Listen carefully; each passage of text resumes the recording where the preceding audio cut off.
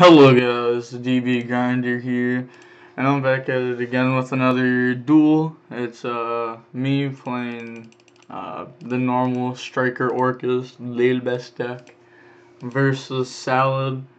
I think Salad's pretty garbage, I'm not gonna lie. But he did get to go first this match. Salad has like a really good advantage when they go first. Like every deck has an advantage when they go first. So he opened up like really good with like Buffalo, Spinny, Archiver, Impermanence, Ash. So his hand's like really solid, and while my he has like 4 interruptions, and like my hand has like return with no Orcust, and like it's decent, but his hand's insane. He's gonna make Stalia and then effective it, summon out Gazelle.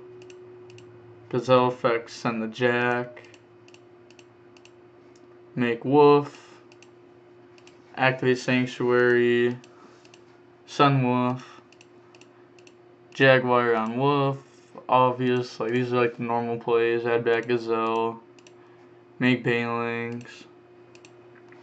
Now here, I don't know why he actually like made the Banelings, he already had one engraved, unless if he was trying to like bluff Roar. I drew Widow Anchor, so here I'm like, alright, I gotta play through. I know like my opponent's obviously gonna have like a hand trap.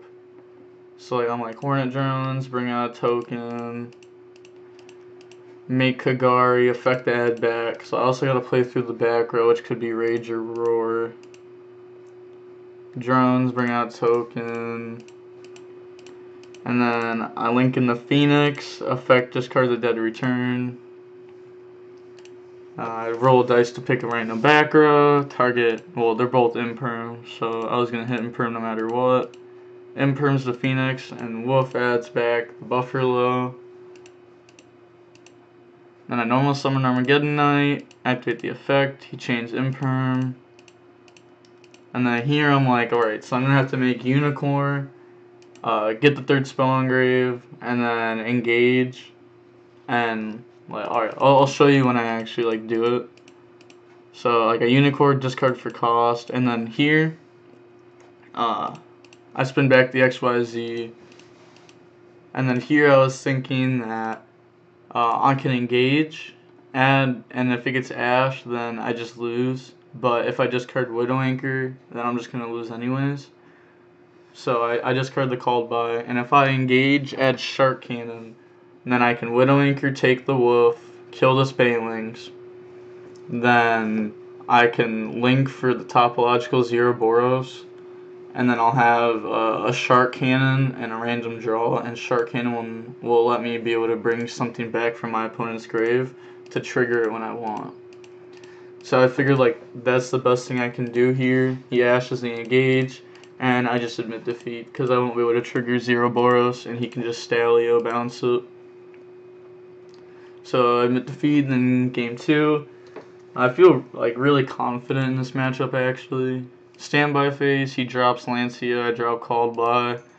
I side deck into the third called by because Lancia is just such a big problem. I want to be able to play my first turn if possible.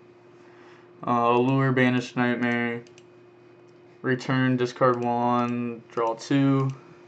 He says, he chains Crow on this, that way I like can't call by it. And then I have 3 spells engrave, and I have those banished. So here I'm like, alright, engage, add Hornet, get a free draw. And then here I'm like, I'm not going to show him I have Rhoda yet. I don't want to show him I have Orcust. So if I Kagari target engage and he crows engage, then I can still just do my Orcust stuff. And I'd rather have my Orcust stuff go through than Rhoda for Armageddon Knight, so I have less chances of drawing bad cards off my engage. Add Widow, draw Babel. And then I Allure. Here I just banish the Harp because like I just drew another one. Activate the Babel. Normal summons Harp. Here I could have normal summoned Armageddon Knight and sent Harp. And then I could like end this whole play with a Skelly engrave anyhow. But I just wanted to use Foolish. Like, there's no point of not using Foolish here. I'd rather keep my Armageddon Knight in hand. Set Crescendo. Uh, and having this, like, if I, like, somehow get system down even after setting up Crescendo to stop it, then I still have, like, a good follow-up. Instead of having to, like, Foolish for Harp and then summon Gizmek, and then having the chance of banishing my stuff, because I really hate using Gizmek when I don't absolutely have to. Send Skelly, set, and then end phase, Skelly, bring back Al. And then he knows I have Crescendo, so he just missed defeat. And I had Widow Anchor set anyways, so I was going to be able to make Bomber and just take his guy. Or make Long. Here, I draw the auto win against that deck. If you draw Nib and they don't draw Lancia, you just auto win. Here, Silent Minings, discard Desires, so like I know he has another Desires. There's no way that he would just discard like one of the best cards in his deck. Activate Sanctuary. Like, this guy opened up insane game 1 and game 3. Like, look at this hand. Crow, Ash, Gazelle, Desires. And he has a Spinning Engrave. Uses the effect to send Jack. Then Spinny bring itself out. So here, I do activate my Nib. Because it's going to get this banished. And alright, so the reason I did that was because now he already normal summoned. He has to have Will as an extender to be able to actually use this Jack Jaguar. And then if he does that, all he's doing is ending on like a wolf to make his trap alive. And I figured like this hand is way, like this hand can easily beat a trap. And the odds of him having a Will like is not too high. But like I already knew he had this Desires. He draws Ash and Roar off of it. He sets Roar and passes. I actually think the like setting Roar there was wrong, because if he like draws Foxy, he's not gonna want to have to like he doesn't want to use the on summon effect. He's gonna want to link it away and then be able to get rid of my Babble or get a free summon. So I allure. I banish Armageddon in here because I can just discard Wand, special summon Greffer, and this can play through so much. Discard Harp. Like, this just right here, like, that's so many Orcust you can put on board. So I send Skeleton. And then I upstart, draw Rhoda, which sucks because there's no targets for it. But Harp, he ashes. Chainlink 3. He like discards Ash on accident.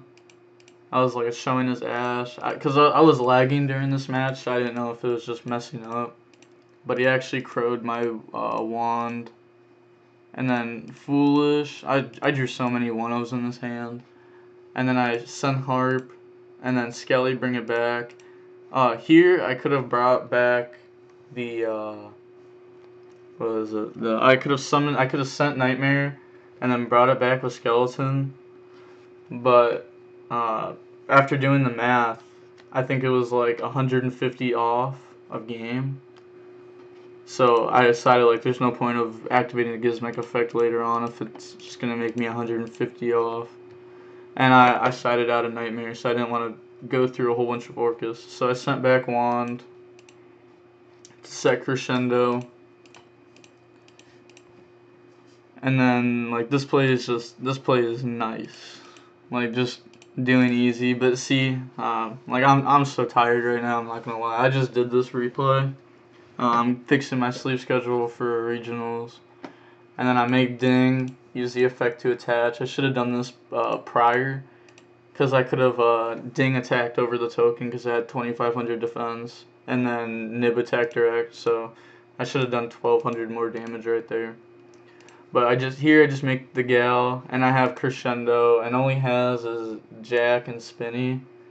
But honestly, if I was him, I probably would have tried staying in the game because I didn't know that was a roar. And actually, I'm gonna see. So next turn, I'm not too good with that deck, but he could have normal summon Spinny, make Bailings, then activate Jack Jaguar effect, and I would have crescendoed that. He flips a roar, it comes back. Uh, I don't really know where he goes from there, but he probably had some play, and then he could just add back the roar. I don't know, but he admitted defeat. I wouldn't have admitted defeat though. But